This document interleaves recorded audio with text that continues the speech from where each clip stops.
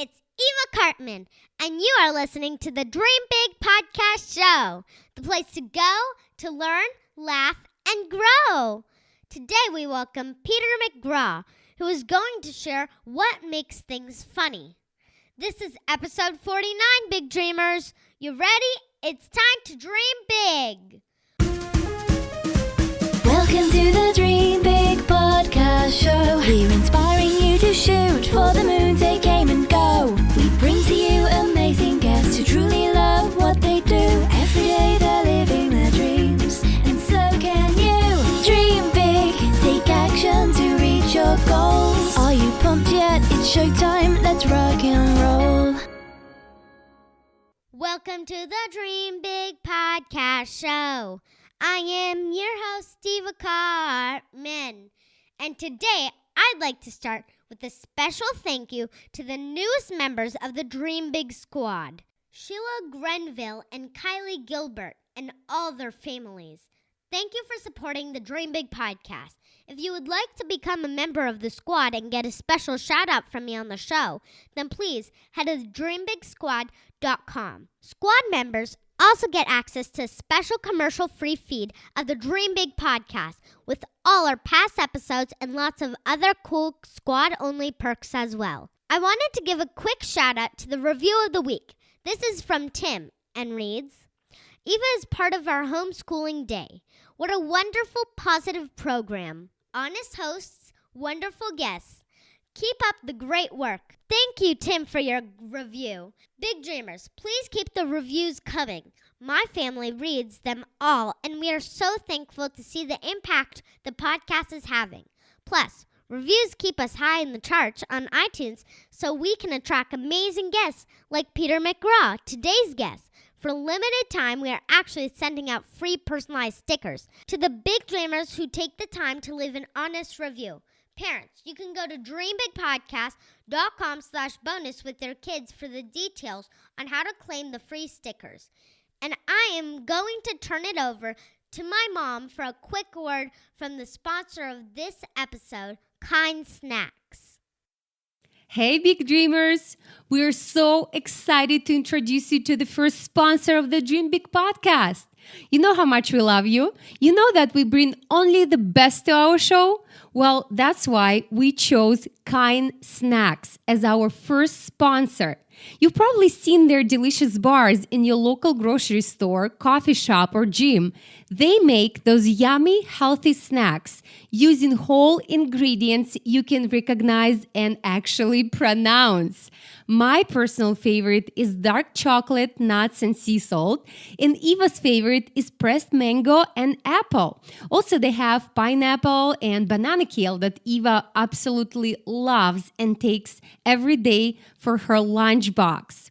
Well, if you haven't tried Kind Snacks yet, this is your chance to get them absolutely free.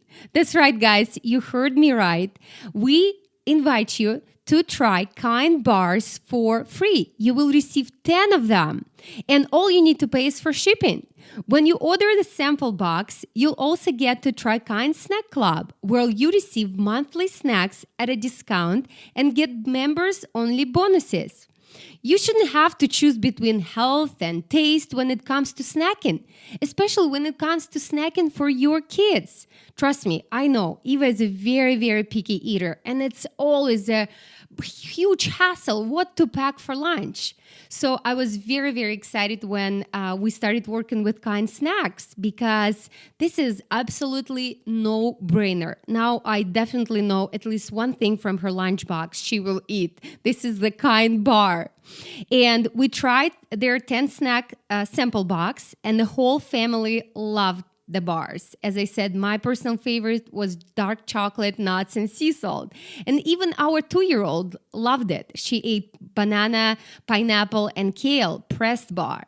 So they're very, very healthy, and they're gluten-free, low sodium, kosher, and made without genetically engineered ingredients. So it's no-brainer, guys.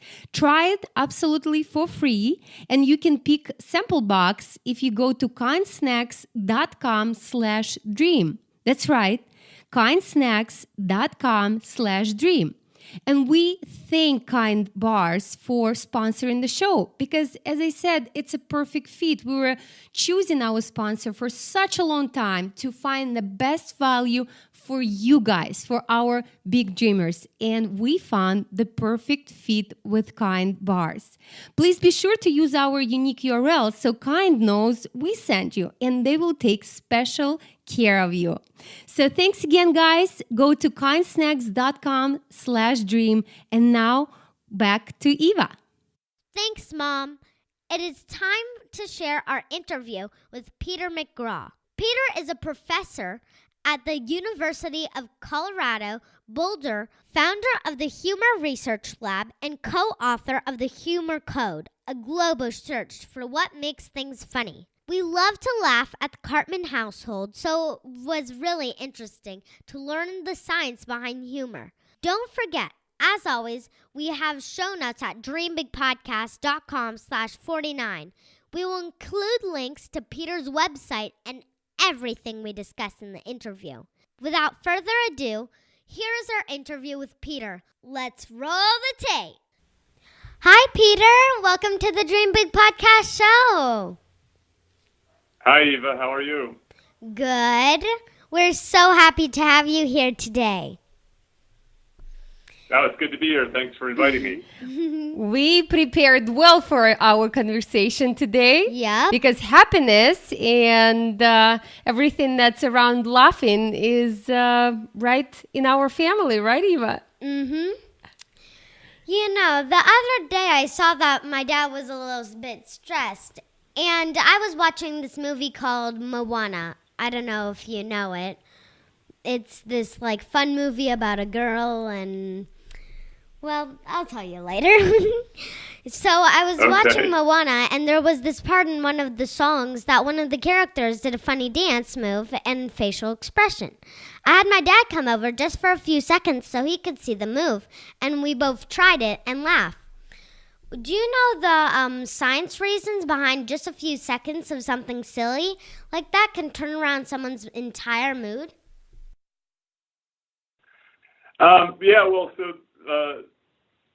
That's a super fun story. I think that one of the nice things about our emotions are that they're changeable. That is, that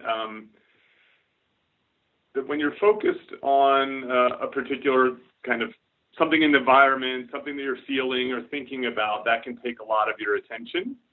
And emotional things tended to really draw our attention, right? They tend to kind of be the focus on top of our mind, so to speak.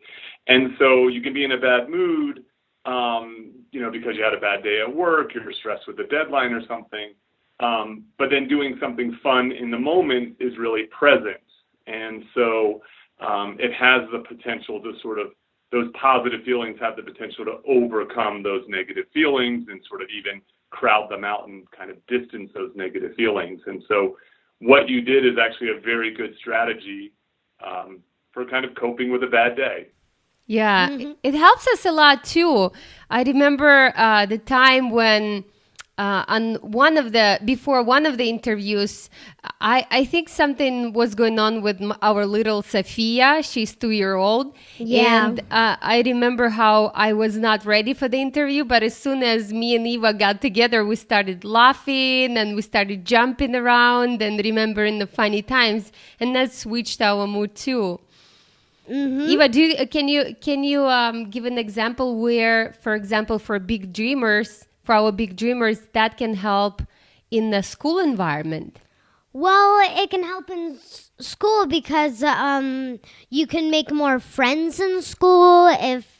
You can find a funny joke, and maybe your parents can help by getting a kid's joke book or by helping to find a family-friendly jokes online, and then make people laugh at school with that joke. Yeah. Eva, do you know a joke?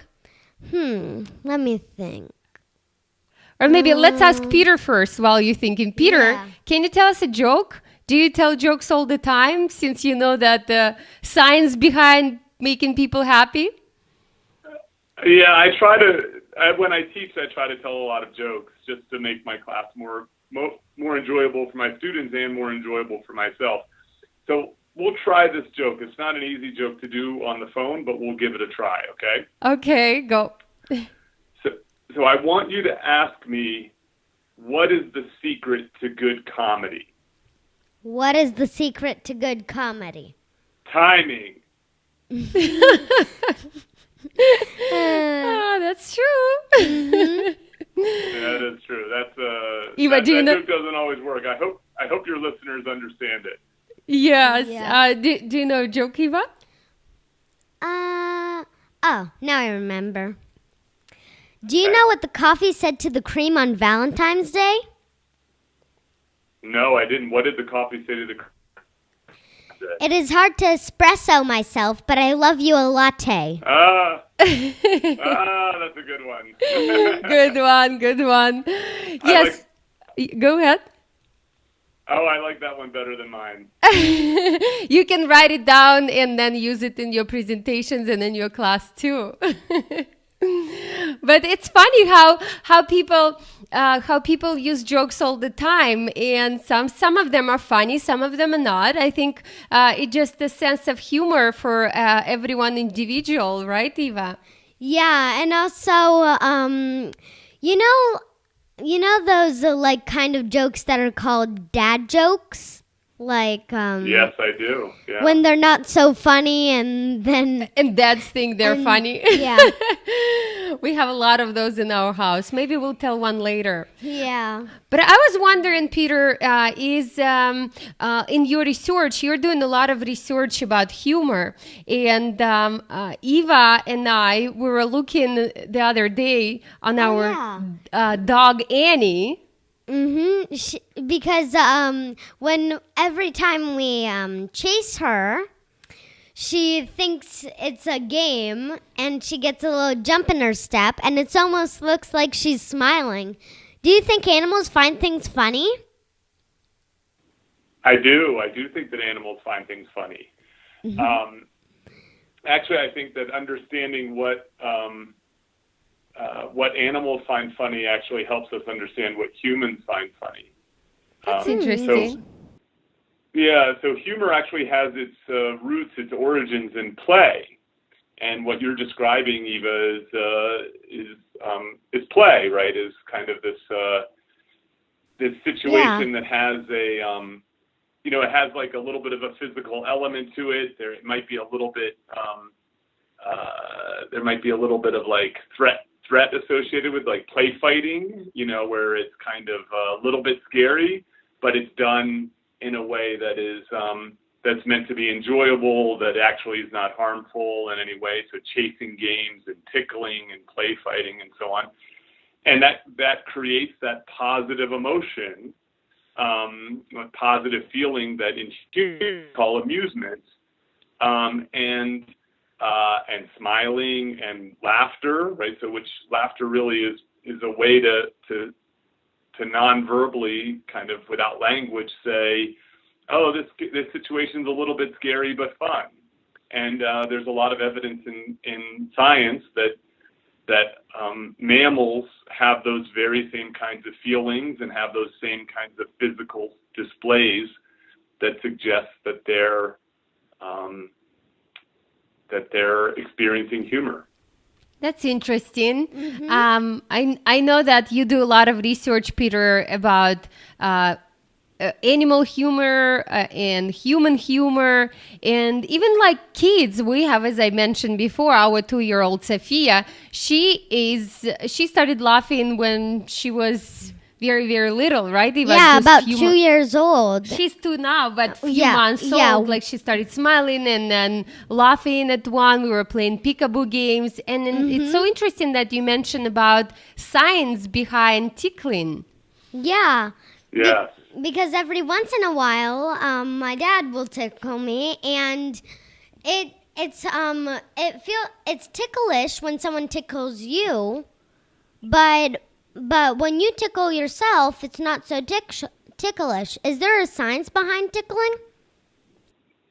Yeah, there is. So the things that we find in our laboratory is that humor arises. It occurs when something has both a negative and positive element to it. It has a thing where it's both wrong and okay, or it's both threatening yet safe. So when your dad tickles you, that's like, it's a little uncomfortable. It's a little sensitive, and so on. But it's your dad, and he's doing this in a way that's playful and fun and light, and that has those two elements. But when you tickle yourself, well, that's just safe, right? That's just not. There's nothing kind of sort of scary or sensitive about that, because it's you doing it. You have complete control over that situation. And so it sort of shows that humor has these sort of two elements to it, and when someone else tickles you, those two elements are there, but when you tickle yourself, one of them's missing. That's so interesting. Yeah. And Peter, I was wondering, how did you even come up with the idea of doing research on human humor and animal humor? Well, for me, I had spent many years studying emotions in humans more generally, studying things like regret and disappointment, and studying things like mixed emotions, how you might feel happy and sad at the same time. And really, I just stumbled onto the question of what makes things funny, and realized that not a lot of people had been studying it in my field. And yet it's this incredibly important question, right? If you think about how much people care about humor in terms of how it influences their friends and their family and the movies and TV shows they watch. And yet it was something that was kind of being understudied. And so I thought, this is important research to do, and it also will be really fun research to do. Mm-hmm. And why do you think one thing is funny and the other thing is not? Well, I think it goes back to the issue of when someone else tickles you versus when you tickle yourself. So we say, we have this fancy name for it in our laboratory. We call it the benign violation theory. But the simple idea behind the benign violation theory is that humor comes from things that are both wrong yet okay, things that are threatening yet safe. So when things are not funny, they're usually missing one of those two elements. So things that are just wrong, they don't make us laugh, they make us cry, right? They don't make us laugh, they scare us. Things that are just okay, they don't have much of an emotional influence on us. And so, humor is in this sort of sweet spot between things that are just purely wrong, things that are purely okay, and humor are those things that are both wrong yet okay. And it's why, like, sometimes you tell a joke and you might get in trouble for it because people don't see how you're trying to make it both wrong and okay. Mm-hmm. That's interesting.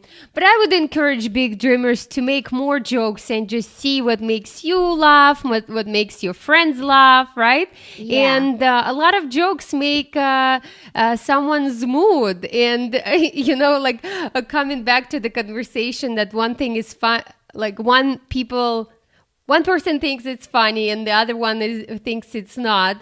Eva, you want to tell about that joke since we promised to say that? Yeah. Well, this one, actually, I don't really get it. I don't know if other people get it. I just don't get it. But okay. My dad said that we were in the store trying on shoes with Velcro straps, and my dad said that he would personally not buy anything with Velcro because it is a total ripoff. And that joke, Dad started laughing hysterically, and Eva did not understand, and she felt embarrassed at the store. No, I didn't. A little bit, no? No, I didn't. It's like, Dad, why are you laughing so hard? So cool. Well, Peter, thank you so much for giving us a few tips about humor, and now we can understand that scientifically. I never thought before we saw your TED Talk, and by the way, we will include your TED Talk in our show notes as well. I never thought that there is even research about human humor. So that's something that our big dreamers should research as well and should watch and see the science behind it. But me and Eva, we prepared middle rapid fire questions for you to find out more about you because we think you're a really, really cool person. Mm-hmm. So here they are. Okay. What are your plans for the future? You know, that is an interesting question. That's something I've been contemplating a lot recently because I've been doing this research in humor for close to 9 years now. And I've always thought of it as like a 10-year project. So I would work on this project for 10 years and then I would turn my attention to something else. I'm not exactly sure what that's going to be yet. One of the things that I'm interested in is trying to understand improvisational comedy. And so I've actually been taking improv courses. And so I think that one of the next things that I'm going to do is to really dive into that topic and look at improv and how it makes people's lives better. That's interesting. Yeah. And Peter, since we're talking about the future, what is your big dream for the future? Well, I think one of my big dreams for the future is this is something that I think is a very difficult thing for the average person to do, and that is for me to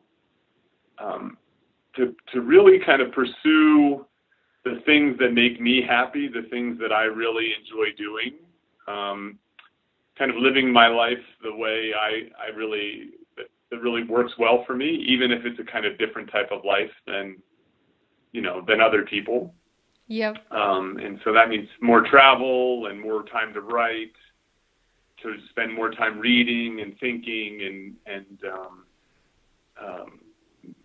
really trying to live a more creative lifestyle. Yeah, we totally get it because as entrepreneurs, this is how you live every day. You have your stresses and then you have your struggles and ups and downs, but at the same time, you have your freedom to do what you love doing. Mm-hmm. That's Indeed. Cool. Yeah. That's cool. So, Peter, and then what does it mean for you to be successful? Well, I think in many ways that's to try to accomplish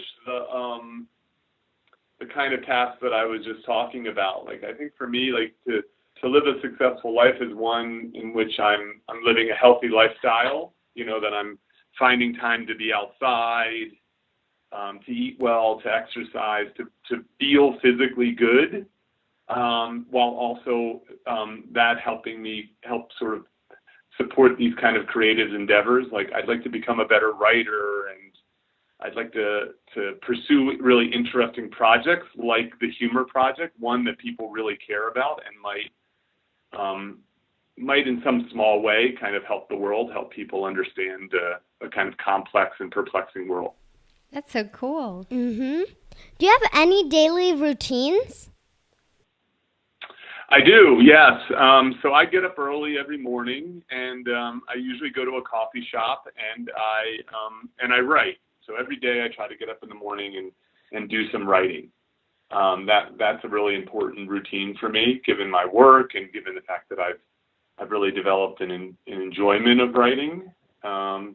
And then I also find some time, usually in the afternoon, to exercise, to step away from my work, and to sort of, in the morning I kind of work on my mind, and in the afternoon I work on my body. And those are two routines that really make me, I think, a happier, better person.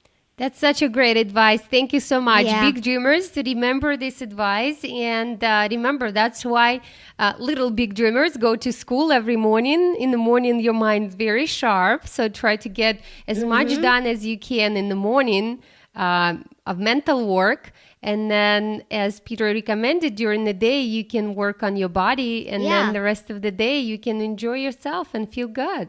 Definitely. If you go back in time and talk to your 10-year-old self, what would be the best advice? Wow. So I would say that my best advice to my 10-year-old self would be that it's okay to be different. I think what happens is when you're 10 years old, you're about to enter into sometimes a difficult time in life, heading into middle school, lots of physical changes, a lot of growth and so on. And there's a lot of pressure, I think, from other kids to behave a certain way. And I think it's important for you to be honest with yourself about what it is that you like to do, what it is that you want to do, and that just because you want to do those things and they're different than what other kids want to do, that's okay. And that's actually even good. It's good to be different, and it's good to pursue the things that make you happy and to be comfortable doing that. Thank you, Peter, so much. We enjoyed this interview, and unfortunately, we have to wrap it up, but we could talk more and more about what you found in your research and how humor is important. We have one more question for you, and that is... All right, Eva. What is it? Where can our audience find out more about you?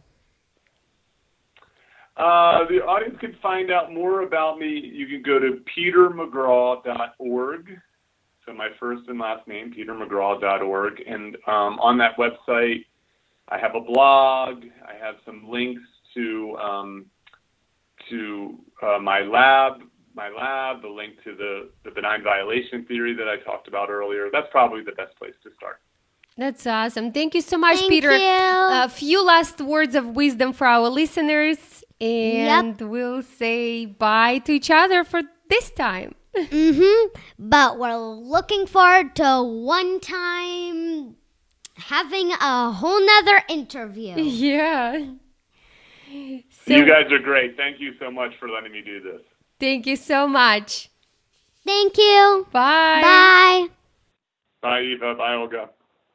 Thank you, Peter, for coming on our show. We had so much fun talking about what makes things funny. I will include everything we discuss in our show notes, as well as links to Peter's website and social media at dreambigpodcast.com/49. When you go to the show notes, you'll see a place to sign up for our insider newsletter where we send exclusive content, including a free audio that I made on my top 10 tips for making and keeping great friends. This audio is only available for those who subscribe, and I know this will really help you. So please be sure to have your parents join the newsletter to get it. And again, please consider leaving a review for the show if you are getting value from it.